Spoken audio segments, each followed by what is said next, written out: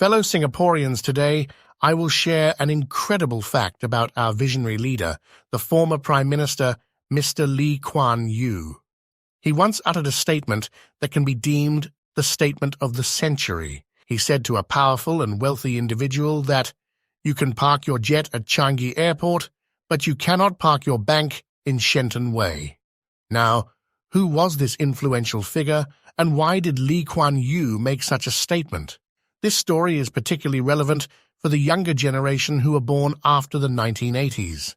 It's important for them to learn about our old guards and our former Prime Minister, Lee Kuan Yew. Before delving into the details, let's rewind the clock more than 40 years to the 1980s in Singapore. This era was a dynamic period for our nation as we were in the midst of development.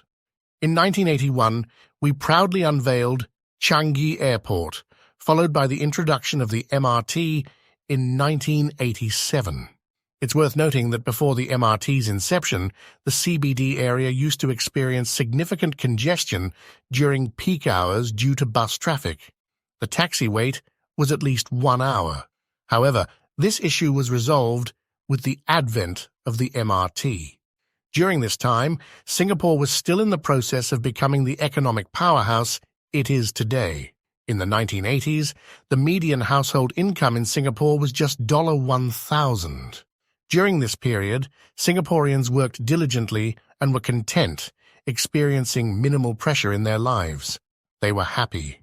The cost of a 4-room HDB flat was a mere $30,000. It was during this era that Lee Kuan Yew made a pledge to transform Singapore into a garden city, a promise he ultimately fulfilled. Additionally, he actively sought foreign investments and encouraged major companies to establish their headquarters in Singapore. It worked, and many big companies came to be established here. Foreign investments started pouring in, and with it came jobs. The 1980s also marked a significant period of growth in Singapore's tourism sector, attracting visitors from around the world. Singapore gained a reputation as one of the premier destinations for tourism, offering a wealth of sights and shopping opportunities. Now let's focus on the story at hand. There was a bank known as the Bank of Credit and Commerce International, abbreviated as BCCI. It was one of the fastest-growing banks during that period. Established in 1972, BCCI had its headquarters in London and Karachi. With a 25% shareholding by Bank of America and a 75% holding by an Arab sheikh, who was the leader of the United Arab Emirates, BCCI had made significant strides. It achieved the distinction of becoming the first foreign bank permitted to open a branch in the Shenzhen Special Economic Zone in China. BCCI boasted an impressive network of 400 branches across 73 countries and held assets exceeding $20 billion, a colossal sum in those times. However, there was one notable exception to BCCI's global presence: Singapore.